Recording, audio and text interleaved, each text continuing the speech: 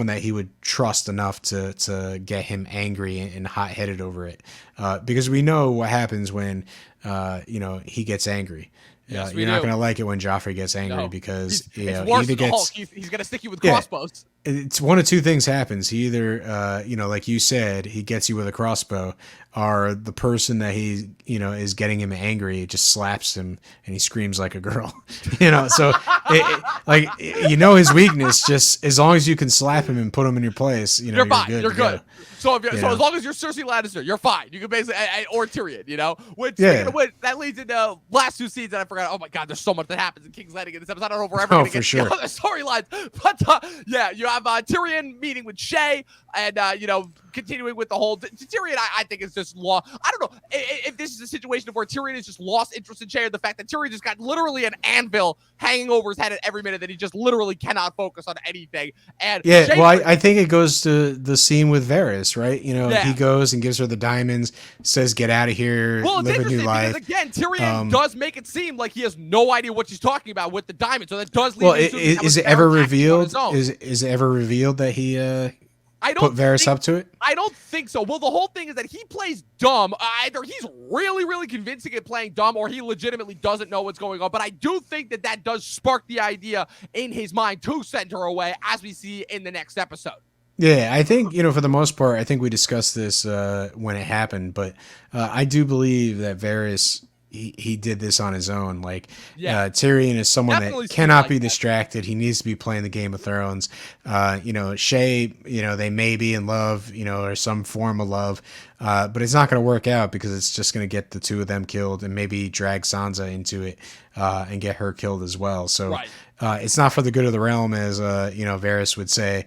And Tyrion, tends to lean towards Varys. It's one of the reasons why, later in the show, they team up for a buddy road trip, in Esteros. What Essos? Yeah, famously this is one of the only episodes that does not feature Varys or Littlefinger in any capacity since the first couple of episodes before we were. Yeah, their names are dropped, but indeed. Yeah, they're not there. Indeed, yeah, and that brings us to one of my favorite scenes, another one of my favorite scenes of this episode, the scene where Jaime and Meryn Trant are planning out the security defense of Joffrey's wedding while Joffrey's there, and Joffrey starts flipping through the book of the Kingsguard members and, points out, Sir Arthur Dayne, and then points out Jaime is like, oh, your famous deeds. Again, just every Lannister in this episode, Tywin, Cersei, Joffrey, they're all just throwing shade at Jaime, unnecessarily rather, and consistently pointing out, yeah, you were captured, you're kind of useless, you don't have a hand now. Again, and I do find it interesting that each and every one of those characters, 2 out of those 3 characters are dead by the end of this season. So I do find that very, very interesting. I think for Jaime, he's lost his place within the group, right? Yes. It's like he was out fighting the war. He got captured. He's been running around in the backwaters, getting his hand chopped off and fighting bears and, really pouring out his heart to Brienne. And, it's like he's totally a changed person. Like the whole conversation about Sansa's safety and, living up to his oath and all that type of stuff. It's like, we, the viewer, can see that his allegiance has changed, that he's gone through this character arc. And that's going to be one of the things that he continues to fight with is, how does he take these extreme members of his family, people acting, out of extreme, hatred for other people, extreme desire for power, absolute power. Like, how does he make them a little more moderate and, really get them to, just have a little more honor? It's like he even with that scene with Tywin is talking about, just how his name is disgraced and, how he's the Kingslayer and how, he's done this. And, it's like him leaving the King's Guard is breaking another vow, right? He's supposed to be in it for life. And the fact is, like, he doesn't, obviously he has the motivation of staying near Cersei. But the fact is he's not wrong. Like, his name is, there's nothing good to put in those pages. And that's probably why, he's never had anything committed there. Because all the good that he's done is, it's the eye of the beholder, and everything that he's done is really not well known, and it's not championed. It's only the negative aspects of things, the perception that he's the Kingslayer that is really there. That's his legacy, and even though it shouldn't be. Yes, most definitely. And again, more subtle hinting and foreshadowing at the finale, obviously, once we see him close the Kingsguard book, as we see once Brienne ultimately finishes putting down all of his deeds in the finale. Again, we'll get to this once we get to the finale, but one of the few things I think that the finale did get right. But let's get to the rest of this episode, because far be it from us to say that, again, there was other things that did happen in this episode outside of King's Landing. Again, this episode was primarily focused on King's Landing, but first let's stop in Meereen, or rather on the road to Meereen. We check back in with Daenerys. She's relaxing in her field. She's taking a little break in between, liberating slaves, and she sees, again, her dragons are growing up, and they are getting into their adolescent phase they ever did. They're getting more vicious. They're roasting lambs. They're getting hungry. And what does Mormont say? Jorah walks up to her. He says, they're not, they're not, they can't be tamed, in his like stoic voice, like his stoic, serious voice. And ultimately show. I think the thing that this scene is meant to insinuate is, Daenerys is growing, continued, even after everything that she's been through. A common thing that we see throughout a couple of, specifically with the female characters of Game of Thrones, is their naivete towards ruling other people, and and kind of like how that ultimately is going to influence their future decisions. As far as Daenerys, ultimately. And I think it's really interesting how we see the marked differences here between Sansa and Daenerys that influences them all the way up until the final season, because as we see, Daenerys just cannot get out of the way of wanting to help people, even to the point of it being a detriment to her, as people, are either unable to or just do not want to be helped. Right now she's still in this incredibly beneficial position of being this, this liberator. She's freeing the slaves. She's bringing down the slave masters. But as we see, even as problematic as those last two seasons were, they do show what happens when you try to bear the weight of the world on your shoulders. It's not good ultimately at the end of the day. And the other thing that's established here, obviously, is the continuing of her relationship with Dario and the rest of her soldiers, as we see here. I think it's a clever scene, right? Dario. The recast. But we talked about that ad nauseum, right? Harry, listen, they made the casting change for whatever reason.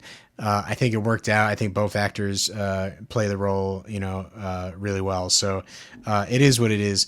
But I think the sequence of scenes here, just like, oh, why are we stopped? It's like Grey Worm and Dario are gambling, and it's the whole thing of holding your sword. The longest, whoever can do it, and they're both strong, right? Because they've been at it since midnight. It's clearly something like 8 a.m. Whatever it is, so 5 to 8 hours, maybe a little bit longer. And it's one of those things where she comes up to them and puts them in the place. Like, hey, listen, Jorah is going to be riding with me, as well as the other knight. Is Barristan, right?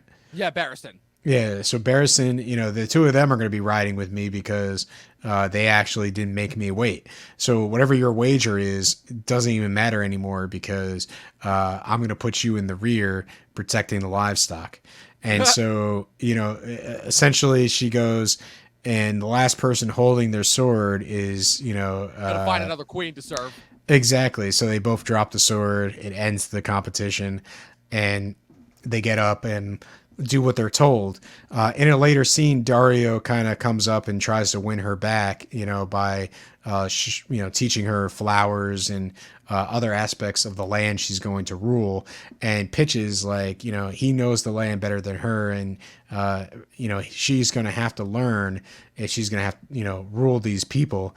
And that's when, the group stops after she's sold on this bill of goods, and she buys right into it. She's, perfectly happy with the way her and Dario are interacting. And, she sees the logic in learning about the people. And this is when the people in Meereen, it turns out they put a dead slave at every mile marker between where they are and and the city. And the city. So. And as she says, he's like, you will not take them down. Beforehand, I'm going to see every single one. That way I know the name that, the people who I am fighting to avenge. And once again, like I said, the Dario bit that you brought up was great because once again, it shows the two things that Daenerys has to overcome. We'll call this like in the second act of her journey, right? The way that I see the whole of Game of Thrones, we have, is again, if it is this one kind of overarching story with each one being a chapter, the first 3 seasons are Act 1, the second 3 seasons are Act 2, and then the last 2 are Act 3. And in kind of the second stage of her journey, she's both going to reinforce what it is that she was, trying to learn to accomplish within the first act, which is, trying to liberate the downtrodden and, what's it called? The downtrodden and, disengaged lower classes of the world, and also actually learn how to rule them properly so that she can be an effective ruler once she eventually makes her way back to Westeros. And I think those are both really well established here. Now let's check back in with the North, if ever briefly. We spent a lot of time in the North last season. Listen, there's 2 things that happen here. Egret, hits Jon with 3 arrows, and Tormund doesn't believe her. Listen, at 200 yards or whatever the ridiculous, I saw distance is. Rabbit's eye. That boy exactly. Better damn well be dead. If he's living, it's because you let him go, and that's essentially it, And then we get the Fens, of course, where it introduces, again, it shows that, not everything is at peace with the wildlings, ultimately, again, kind of shaping up both sides. This is a great antagonist for Tormund. I just love the end of the scene, and this is it, right? They're cannibals, right? And it's made clear because they keep talking about all the meat down here is overfed and lazy and blah, blah, blah. And, it's like, hey, Tormund, I know we've had some differences all our lives, but, before you die, you're going to have to one day eat crow. Yeah, it's once again reinforcing, kind of introducing the struggles of the wildlings. Again, after spending all last season with the wildlings, it's going to show. Well, they're tribal, right? So, they're the fact is they have different beliefs and different attitudes. And this is a tribe of cannibals. And, they're having as much fun being south of the wall as possible because it's like people are well fed. They have hunts and feasts and they have all this stuff. And so when they raided a village, they just got people that are just have a little more meat on them as compared to north of the wall. Plus, they probably haven't really been able to eat people being part of Mance's army since they all know the White Walkers are coming and they have to band together. So there probably hasn't been that many people that they have had access to. So it's a really creepy scene to have these, cannibals that are starving for human flesh to be sort of given free range of, the farms and villages around Winterfell, and they're just enjoying it, and they do have a mission to do. But they're taking their time and they're, really, indulging in their habits. And it's, I don't know, it sets up a creepy, villain, for the short term, that they're going to have to contend with. Right. Well, again, like I said, it's while the wildlings and the Night's Watch, they're both, again, the setup is done. We've gotten to know the wildlings as characters now. They are officially prepping for war, and we check back in with the Wall. This is the first time that both Jon and Sam have been back at the Wall since they originally left all the way back in the end of season 1. So we're getting reacquainted to a few characters we haven't seen. And we saw Maester Aemon at the end of season 3, but we see Sir Alistair Thorne, Jon's favorite enemy at the Wall, back there, where Jon is meeting with Sam beforehand. They're kind of recapping with each other beforehand. Sam is letting him know about Bran. Jon is kind of letting him know about the Red Wedding, kind of telling him about the last time that we saw Robb. Again, harkening back to the last time that those two saw each other all the way back in episode 2 of season 1. Again, bringing a lot of things from those first 3 seasons full circle. And Jon goes before the council and tells him everything that he saw. He's like, look, I did all these. I went undercover. I killed the half hand. I was with the wildlings for a certain time, but it was all for this purpose. It was all for me to get here. One of the best things is just and I did lie with a wildling. Lie with a wildling. It's great. Oh, it's great. Yeah, it's just the way he says it.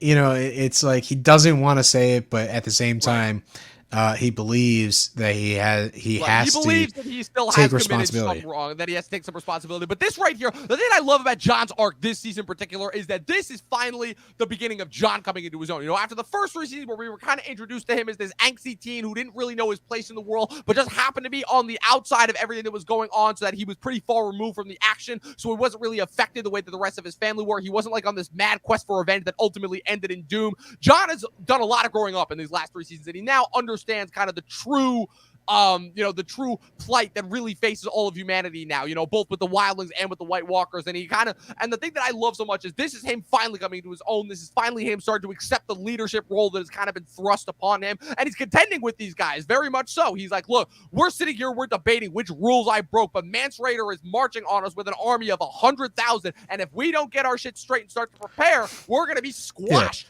When winter comes. I love the response to the 100,000. It's just like, you can't even get 50 of them together without them and he's starting like, have you ever seen a giant, Lord Sir Janos? And that's right, because that's the other thing we're introduced to. Janos Slynt taking his place in the wall after Tyrion fired him at the end of season 2. And